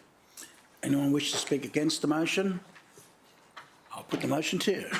All in favour, show of hands. Against? Carry, unanimous. Here, here. Right, any other items? Councillor Pauline Young. Thank you, Mr Mayor. I move that the remaining recommendations of the Transport and Infrastructure Committee be adopted. Second, Councillor Taylor. Put the motion to you. All in favour, show of hands. Against? Carry, unanimous. Thank you. Okay. We go to Planning and Environment. Councillor Caldwell. Thanks, Mr Mayor. I move that the report of the Planning and Environment Committee meeting held on Thursday, the 11th of May 2023, covered by recommendations 1 to 6, be received. Second is Councillor Gates. Put the motion to you. All in favour, show of hands. Against? Motion carried. Any item you wish to deal separately, Councillor Gates? Thank you, Mr Mayor. Just 6.1 for a declaration, if I may. Okay. I made the declaration at committee, Mr Mayor, and it related to a consultant mentioned in the report who in August 2011 gave me $675 towards my election campaign. I've had no contact with that consultant for many years and believe that the donation is minor, such that a reasonable person would trust that the final decision would be made in the public interest. So I'm seeking permission to remain in the room. All right. Procedural motions in yellow. Someone like to? So, Mr Mayor. Oh, Councillor. Thanks, Mr Mayor. I'm happy to move the procedural motion, but in doing so, I just want to flag today, as I did at committee, that my brother owns a business in the area, and I have received an electoral donation from a friend, long-term family friend, over 20 years. They have a business in the strip, but I've previously made a declaration and sought council's permission to participate in the decision. Just wanted to flag that. Having done that, unless there's an objection, I'm happy to move the procedural motion as I did at committee for Councillor Gates. Second to Councillor Pauline Young. Anyone wish to speak against? Put the motion to you. All in favour, show of hands. Against? Motion carried. Councillor Gates did not vote. So we'll stick with 6.1. Councillor Caldwell, would you move that? Sorry, Mr Mayor, I have a change recommendation. Change recommendation. Okay. Councillor Vorster. Yeah, thanks, Mr Mayor. Some new information came to light between committee and council, and I forwarded a proposed change recommendation to our chamber support team. Did I discuss it with Councillor Caldwell? No, I didn't. I often get general business items from you, which sometimes are not discussed. Yeah. Can you pause for a minute? Yeah, sure thing, Mr. Mayor. I just want to, I think it was pretty close to, I've got to do a division on Councillor Gates' conflict to record it. All in favour, show of hands. Mayor Tate, Councillor Hamill, Councillor Owen-Jones, Councillor Caldwell, Councillor Peter Young, Councillor Patterson, Councillor Bowden-Lumsden, Councillor Castro, Councillor Tozer, Councillor Taylor, Councillor Vorster, Councillor Pauline Young, Councillor McDonald and Councillor O'Neill. Against? Councillor Gates did not vote. Motion carried. Back to Councillor Vorster. Thank you very much, Mr. Mayor. Just waiting for those proposed words to be displayed on screen.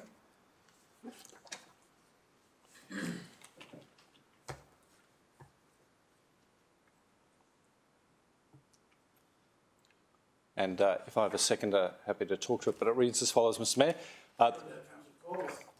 That Council note the findings of the report, that the lead petitioner be advised that the consideration of decorative lighting will be considered as part of the response to the Robina Varsity Lakes Business Engagement Workshop, recently facilitated by Council, which may contemplate a funding contribution from nearby businesses, and that the advice also set out historic safety initiatives delivered in the area, including the outcome of SEPTED audits, delivery of safety cameras and better lighting, and the priority capital projects identified in the proposed capital works program and Division 11 local area works program, obviously post-budget.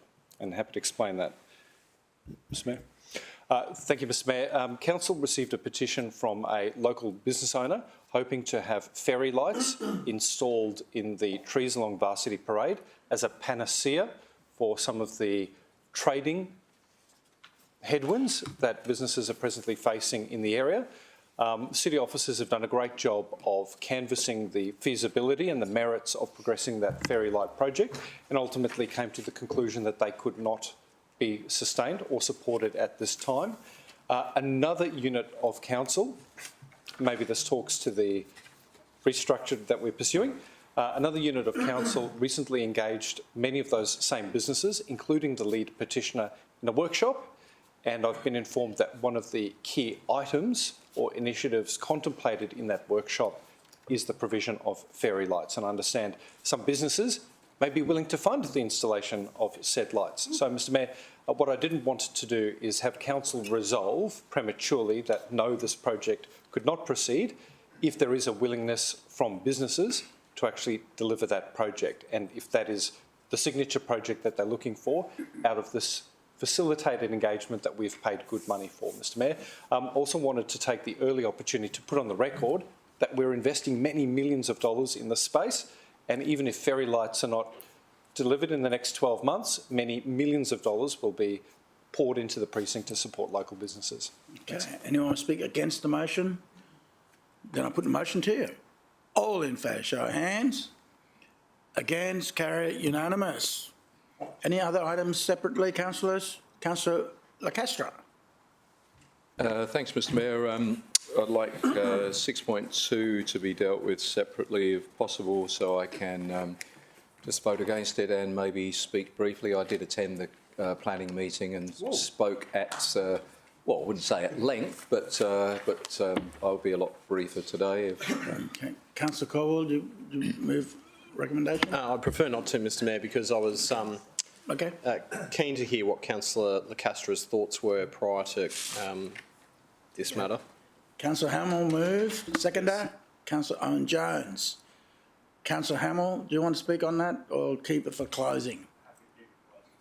Then Councillor Castro, it's your stage. Thank you, Mr. Mayor. I do love a stage. Yeah. Look, Mr. Mayor, this is something that is quite concerning for the residents of Benoa Waters, as I say, which is why I attended the planning meeting with this one. Look, it's not hugely dissimilar to something that Councillor Caldwell brought back at the last meeting, which was in Paradise Point, with a property with a partial third storey. Not hugely dissimilar, but they are different. But the fact remains that this particular proposal is for a dual occupancy. It's impact accessible, of course. It really doesn't meet the requirements on a number of fronts. Firstly, we should be looking at, say, 400 square metres for each occupancy. This is each dwelling will be sitting on 377. It's also over on the site coverage, which is sitting at, I think, just over 53% on the site coverage. It's totally out of character with the area. Yes, there are some two-storey buildings in the area, but predominantly when you drive in to Kincardine, some say Kincardine, whichever one you want to call it. When you drive in, Councillor Gates, sorry. So basically, when you drive in, the overall appearance is of low rise. It really does stick out with the partial third storey. If you look at page 179, you'll actually see that the overall appearance of it is really quite bulky, even though the second floor reduces to about 30%, top floor is only about 10 point something percent, 50 odd percent, as I say, on the bottom. So there are out of character issues for the area. There's privacy issues that were raised by those abutting the property. As I say, it's oversized, and as I said at the planning meeting, Mr. Mayor, that it always seems to be that there's some reason as to why it all stacks up. If you do this and you do that, well, but the fact is, it doesn't meet the criteria for size, site coverage, and it is out of character. But as I say, there's always a reason why we say we need to approve it. It is a bit different for Councillor Caldwell's in the sense that there were not as many two-storey buildings in that area of Paradise Point, so the third storey supposedly, stuck out even more, but there are no dwellings in the area with a partial third storey. And you can see for yourself, as I say, on page 179, it's really not fitting if you then flick through the other pages and see generally what the area looks like. So I cannot support it, Mr. Mayor. So thanks for letting me deal with that one separately. Councillor Hamill, do you want to close? Okay. Mr. Mayor, maybe just to Councillor Castro's point quickly, but those other things that he kind of referenced to stack up, it's called our planning scheme, and it's a performance-based one. So while it doesn't necessarily meet all the code assessable acceptable outcomes, when you look at the strategic framework and the performance outcomes, the very detailed assessment by our planning officers is that it does meet city plan. It is well and truly what is envisaged on these corner blocks in a light scattering through the entire city. So I have absolute confidence, and it was the position of committee as well, that all of the submitted concerns have well and truly been addressed. While we acknowledge it is the first one in that area, there always has to be a first, but city plan, as endorsed, absolutely envisages this kind of development on this corner block in these areas. It won't be the last one, and I look forward to receiving more of them through committee in the future. The debate's closed. Put the motion to you. All in favour, show of hands. Against? Motion carried. Could you record Councillor Castro voted in the negative? Any other items, councillors? Councillor McDonald. 6.5, I just wanted that to be dealt with separately. Please. Okay. 6.5, Councillor Caldwell, would you move? Move. Do I have seconder? Councillor Gates. You need to speak on that? No? Anyone speak against? Put the motion to you. All in favour, show of hands. Against? Motion carried. Any other items you want to deal separately, councillors? Councillor Caldwell. Thanks, Mr. Mayor. I move that the remaining recommendations of the Planning and Environment Committee be adopted. Seconder, Councillor Gates? No? Councillor Tozer? It's Tozer.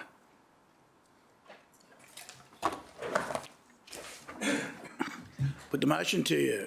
All in favour, show of hands. Against? Motion carried.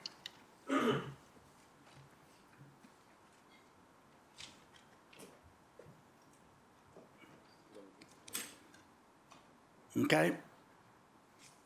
Oh, thanks, Nick. Sorry.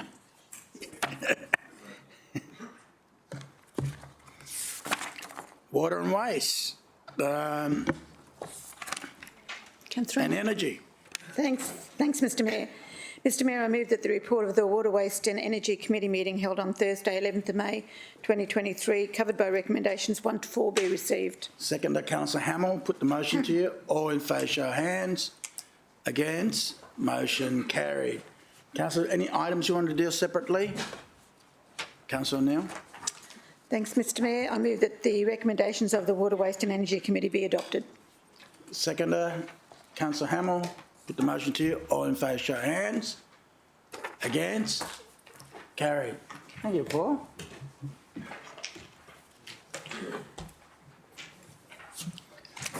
Governance, Administration and Finance. Councillor Jones.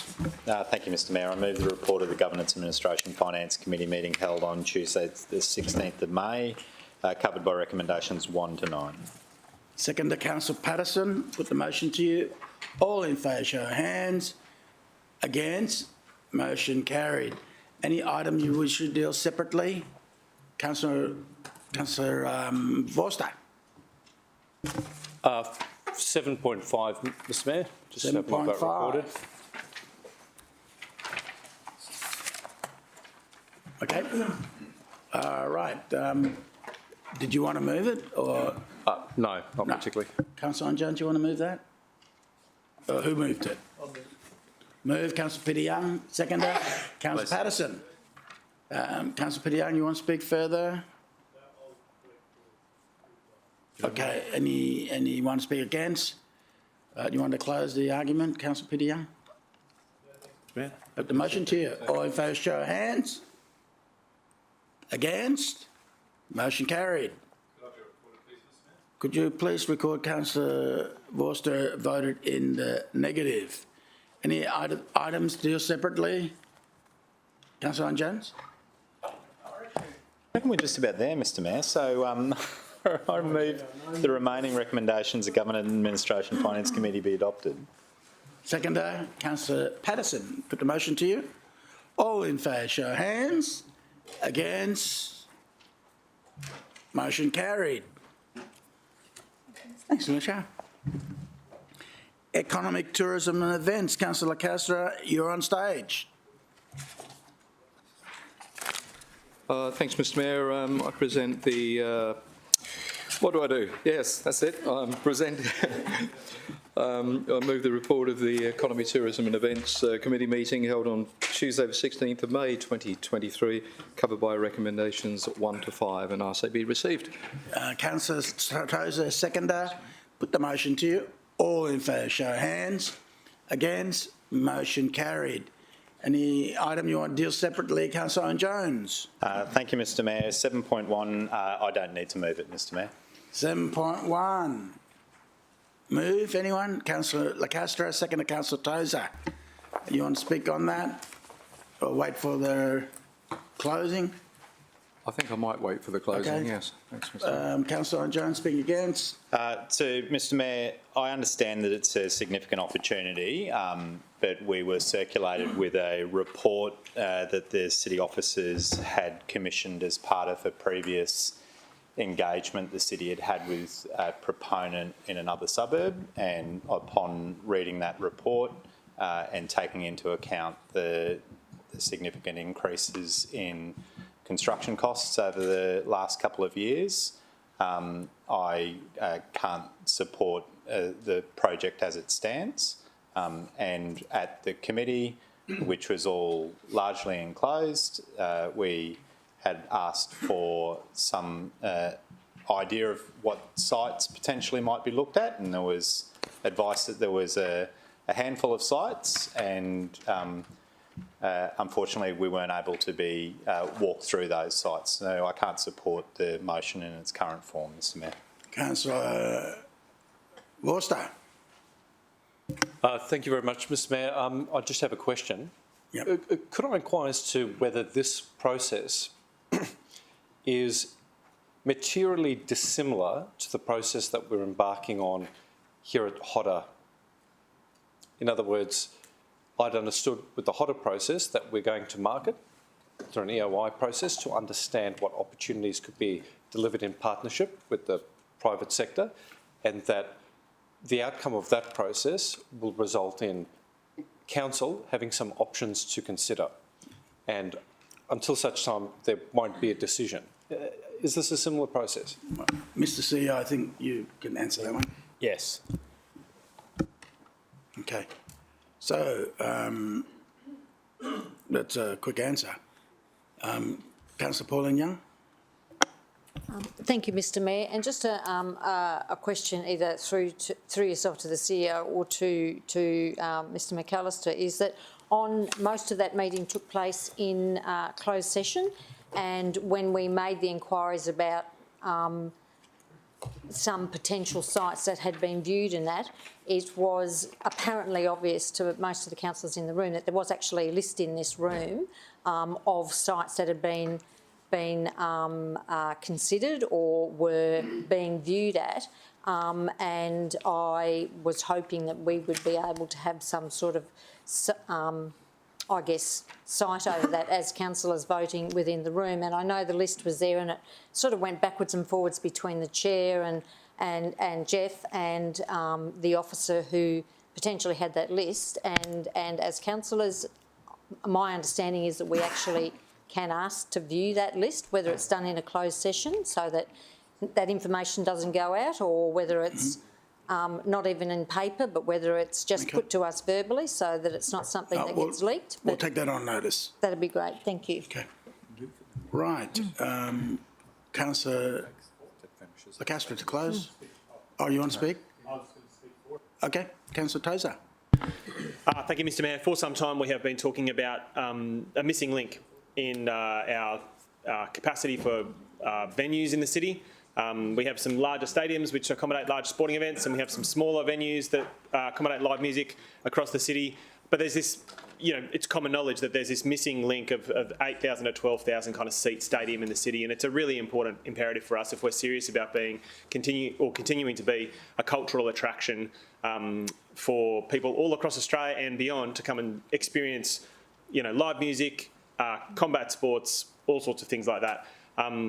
I'm actually really excited about this, and what I'm actually excited about is it really occurs to me that it is a market-led process. Even after our meeting, there was comments in the media about preferred sites from different councillors, and that's okay, but what we're hoping really to do, I think, with this motion, and it was discussed in committee at length, is to express interest to what is relatively small industry sector about that we're actually really excited about that proposition for our city, and then offering a variety of different types of sites. And they don't actually need to necessarily only be public sites, Mr Mayor. They could be private sites. What we're really excited about is making sure that that expression of interest process, covered very appropriately by a probity advisor, attracts the interest from what is a very small group of market operators in this sort of space in order to build our capacity as a tourism city. We're already serious about it. We're spending multi-million dollars on attracting people for lots of different types of events. This activity or this asset is going to be wonderful for our city, particularly in that, like I said, that middle range. I myself have only last night bought tickets to travel to Melbourne to see some basketball, to see the Australian team play, and I'm quite sure I'll be sitting in a 12,000 seat venue. Whilst I'm not the kind of necessarily the traveller we're always looking for, I'd probably go there and spend a bit of money on Macca's with my brother and my nephew. There's lots of people who travel to sporting events just like that on court sports or live music and then spend numbers of days with us. And it's a market we're missing in the city. This seeks to solve that problem for the city. And the way that we're proposing to do it is this problem and opportunity expression of interest process, where we identify that this is a problem we've seen, and we seek market-led opportunities to solve that problem. I'm actually really excited about it. I think it's going to be really good for our reputation nationally and internationally, both in sport and live music. And whether we allocate large amounts of money or small amounts of money is really immaterial at this time. We're mostly interested in expressions of interest from the market to tell us what a model might look like, and then let's take the next steps there. I really commend all councillors to support this motion today. Councillor Castro, can I take that as you're closed? I was just about to say that, yeah, I think, yeah. Thanks very much Debate's for closed. speaking. Yeah. Then put the motion to you. All in favour, show hands. Division? Mayor Tate, Councillor Hamill, Councillor Gates, Councillor Corwell, Councillor Patterson, Councillor Bowden Lumsden, Councillor Castro, Councillor Tozer, Councillor Taylor, Councillor Vorster, Councillor McDonald and Councillor O'Neill. Against? Councillor Owen Jones, Councillor Peter Young and Councillor Pauline Young.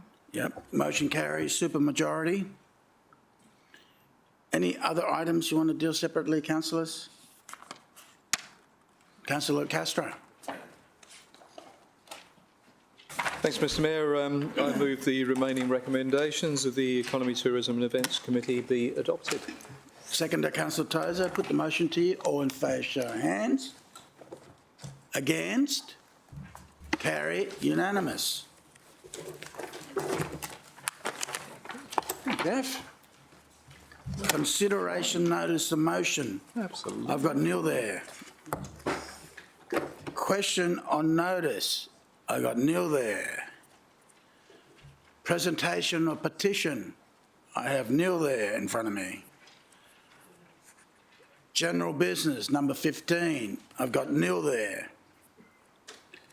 Number 16, other business. Councillors, with consultation with the CEO, we'd like to recommend to you a procedural motion that this be presented at the next meeting. Seconder, Councillor Tozer. Put the motion to you. All in favour, show of hands. Against? Motion carried. So the cyber people will have to wait till next week, next month. Australian of the Year Awards. Okay. No, I agree with you. All right. Moved. Yeah? Yeah. I just want to advise the council, Mr Mayor, that I'm a referee for one of the nominees in the Senior Australian. It's not a related party, and I feel that I have an unbiased mind to participate in the decision-making, but I'm happy to answer any questions that the council has. Right. That reminds me, I note that I was mentioned in there as a referee, one of the party. I don't give referee, so it's kind of them to do that, but I didn't.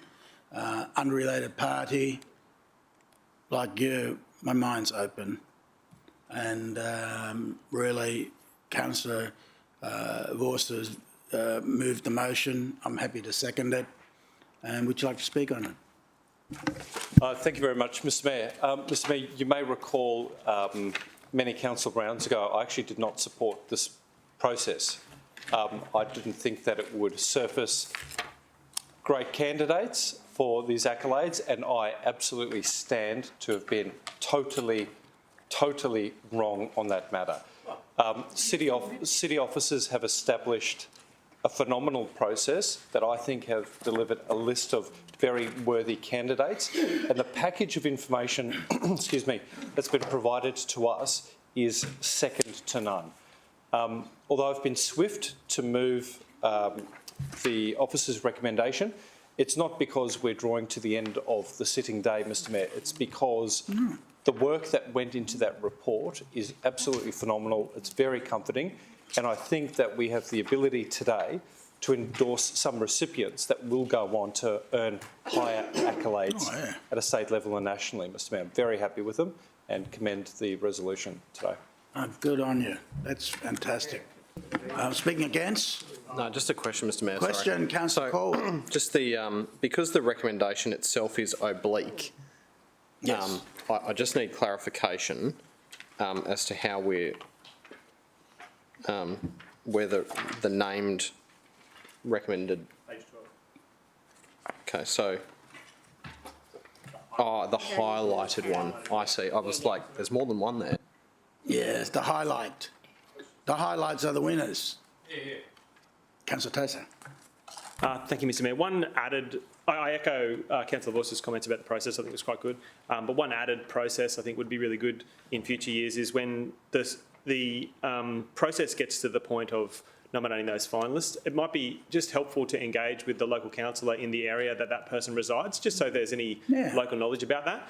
There was definitely some applications where some of the information presented might have been tested it can may be contestable at times, and I appreciate that in an application process you're trying to present yourself in the most favourable light, but some of those just local pieces of feedback can help that process run most smoothly. And whilst we weren't consulted on this occasion, I think it would make some sense for us to get to that finalist stage and just consult with the divisional councillor or circulate just in case there is any feedback. Director, taken on notice. Councillor Jones. Mr Mayor, the third part of the recommendation is that you nominate the 4 award recipients for the National Australia Day Council Australian of the Year. Mr Mayor, you'll recall that Claude Harvey was one of our nominees, and he made it all the way down to Canberra. And I think he flew down rather than pushed his lawnmower, and he represented us really well, which I think was the culmination of the very reason why we changed the awards around and present them like we do today, that we were so proud to be represented as a city by somebody that had done so much for local charity. Mr Mayor, I do know that one of the benefits that Mr Harvey received was he received a very long flag that was flown in Canberra, and I know that he's looking for a place on the Gold Coast to fly that flag. So it might be that officers are able to find a spare flagpole somewhere where our previous winner is able to have his flag displayed for a period of time as well. Yeah, I think, can you have a look at Broadwater Parklands? I think there's a big pole there, you know, from memory. You know. Yatla.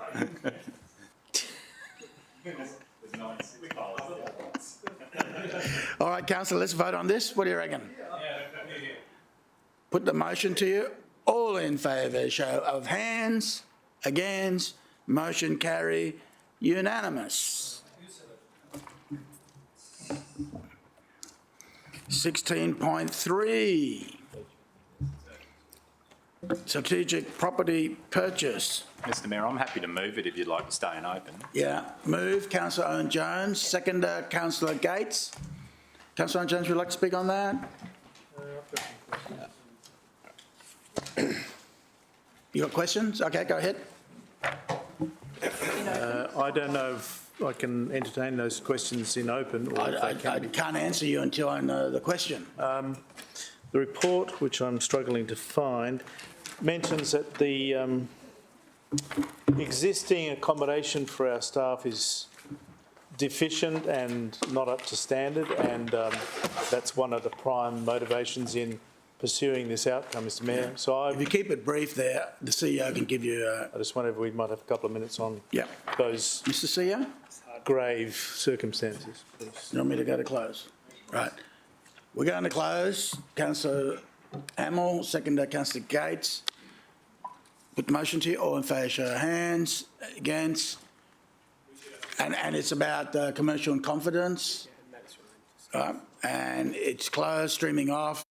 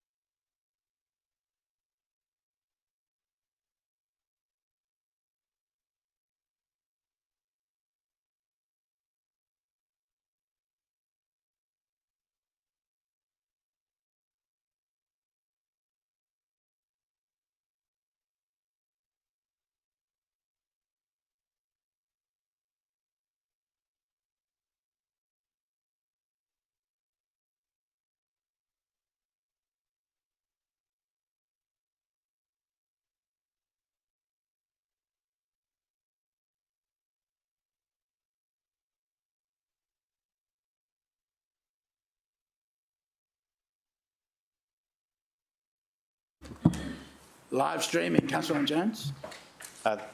Thank you, Mr Mayor. So, Mr Mayor, this is a strategic acquisition for the city, and I think I can say that it's in regards to an office building. And Mr Mayor, in 2012, when you and I and some others joined council, there were, I think, 2 cranes in the sky from memory, and the office vacancy was around 20% for office buildings. Since then, there's been a fair amount of water under the bridge, and there are now more than 2 cranes in the sky, and the office vacancy in the city sits at some 4%. I think the city has an opportunity here to make a strategic investment. We have, it's public knowledge that we have over $1 billion worth of cash that returns us funds through a fairly narrow investment range. So the idea of the city broadening that and getting a higher return than we can get for cash is actually a sensible move on our part as custodians of that cash. I think that it's important in regards to this acquisition that it gives the city all sorts of future options in regards to staffing and in regards to investment as well. But the most immediate option it gives us is there is a limited amount of vacant space there, and we might have an opportunity of decanting a business arm of the city into one location rather than where they may currently exist in several locations, and I think that'll be a good experience for the city to go down that path. So, Mr Mayor, I think that this is actually a good purchase for the city and complements the 3 office buildings that we already own in the Bundall precinct. So, anyone speak against the motion? Put the motion to you. All in favour, show of hands. Against, carries. I was going to say super unanimous, but it's just unanimous.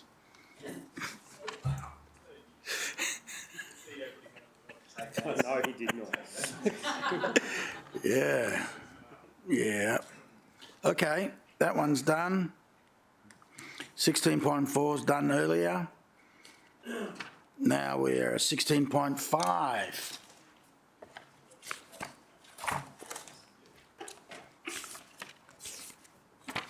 You want to move that one? Yes, please, Mr Mayor. Okay. Second, Mr Mayor. Seconder, Councillor Tozer. Question. Mr Mayor, this one was confidential, I think. So do we need to go, I think... Depending on your question. Well, I have some questions about numbers and fields and the future, financial implications into the future. I know that this says no financial implications, but I have a query around providing in principle support without clarity about future funding. All right. You want to move into close? No? Move. Councillor Pauline Young, seconder Councillor Forster. All in favour, show of hands. Because it impacts our budget. Against? Because of budget. Get that down. Funding.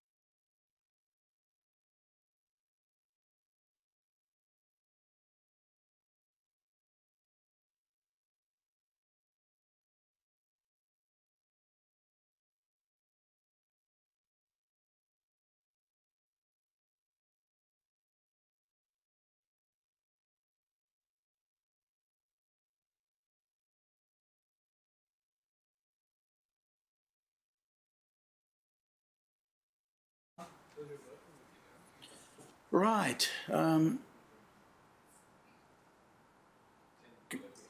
Councillor Castro? Councillor Hamill, you moved that, did you? That's what, I thought it was Councillor Castro. You got me. And then it was Councillor Tozer. Only our mother can tell us apart, yeah.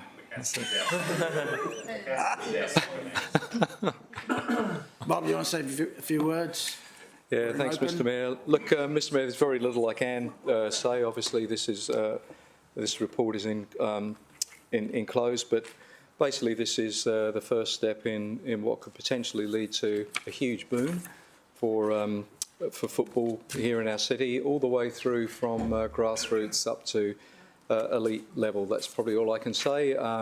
But particularly, I think, with the Women's World Cup taking place in Australia this year, the Olympics, of course, in 2032, and hopefully we'll be hosting a few of those games as well. I believe that is actually the biggest sport in the Olympics. So for 2032, getting a couple of nods there. So for us as a city, this is the first step, as I say, in something which could be incredibly exciting for what is the World Game, in the words of Les Murray, and it's, as it certainly is, the biggest participation sport in the world. So yeah, very exciting times potentially ahead. Okay. Anyone want to speak against the motion? Then I'll put the motion to you. All in favour, show of hands. Against, carry, unanimous. Over to you, Mr. CEO, on that. Meeting closed, 14:11.